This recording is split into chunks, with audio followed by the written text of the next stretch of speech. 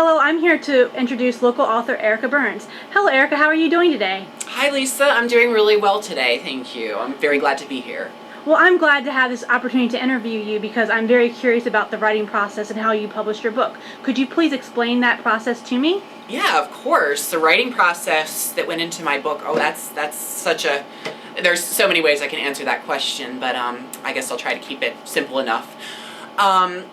I started writing this book when I was 18 years old. It was right after I graduated from high school, the summer after. And there were several drafts. The first rough draft, and then there was I called it the pre-final draft, and then the final draft. And so it was very, very time consuming. A lot of work went into it, a lot of thought, a lot of time, a lot of dedication. And I finished the final draft, what I deem the final draft, in October of 2011. And then came time to do more with the work. And so the writing process itself was took a little over a year. Do you want to know how I got in, are you asking also how I went into publishing it, or are you just asking? Yes, could you explain that also? Okay, yeah. So after I finished writing it, I started submitting the work, or the first 5 to 10 pages of my work in general, to agents in New York City, per se. That was where a lot of the agents exist, book agents. And so I would query them. I'd hear back from some of them. I wouldn't hear back from others. And the ones I did hear back from were rejections. The ones I didn't hear back from at all were ones I'd emailed. And so with email, it's they don't have to respond because I didn't really go too far out of my way to get the query to them, versus if I mailed it priority. And so I spent about 6 months querying agents and waiting to hear back from them. There were about close to 25 agents that I ultimately queried. And in the end, I was not having a whole lot of luck with it. So I ended up going with an independent publishing company known as iUniverse, because I was hearing from them. They were asking me about publishing my work. And so initially I was skeptical. I was like, I want this to be legitimate. But then they kind of convinced me, or kind of just had me thinking, this is the backdoor approach, the independent publishing, self-publishing route. And so I took it, because this is my first work. I'm not known. I'm young. A lot of agents are going to look at those things and say, oh, what do they have to offer? Right. So. Well, it seems it took a lot of guts for you to go out there and self-publish it yourself. It took a lot of persistence and a lot of just dedication, determination, and just passion for this work, for me and myself, and putting myself out there with this and believing in myself that I have something to offer. Well, it seems you're very passionate about your writing, Erica. What inspired you to write this work? Well, I would say, for one thing, I have always been into horror movies. The movie Scream, Wes Craven's Scream, that's a classic in itself, for its postmodern... That's one of my favorites. Okay, yeah, for its postmodern nuances.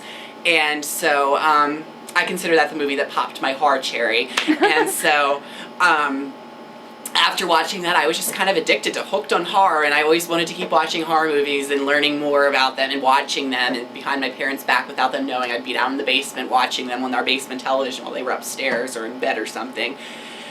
And eventually I was like, hey, I want to do my own work. I want to create something from this. I have all these ideas in my head, and I want to do it. I want to work this out for myself. Right. And so... yes. How did you come up with a name for your book? Okay, that's a good question. I always envisioned my character's name after initially, I guess, for the most part, for the longest part, I imagined my character's name to be Brittany, her first name, and then I was like, oh, what's a common last name? So Taylor. So that's where I came up with Brittany Taylor, and then I was like, everything this girl goes through, it's so tragic. Well, then why not just make it The Tragedy of Brittany Taylor? Not the most original title, but then again, it's not the most original plot. Well, it seems a very clever title. Well, thank you.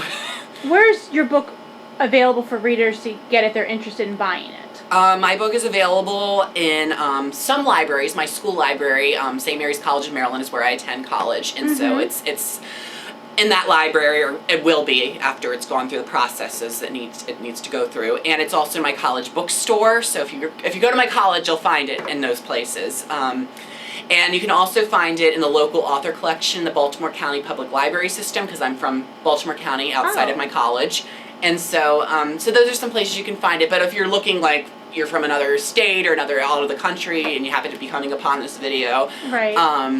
you can also find it on Amazon.com and BarnesandNoble.com. Oh, well. And also in Nook and Kindle form, I should say, to save you some money if you want to do that, if you have Well, those. that's things. fantastic. That's fantastic, Erica. Do you have any advice for our aspiring young authors out there?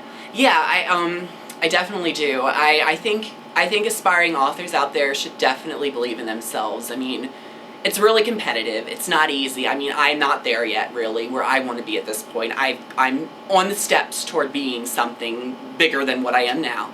But I definitely think you should believe in yourself, and you should not be afraid to go after your dreams and say, hey, this is what life could be for me, this is what people expect of me, but I can do more than that because I believe in myself. Well, that's a great advice, Erica. Well, I want to thank you for letting me interview you. You are quite welcome. I'm very glad to have been given this opportunity to share my book with you. Ladies and gentlemen, local author Erica Burns, thank you.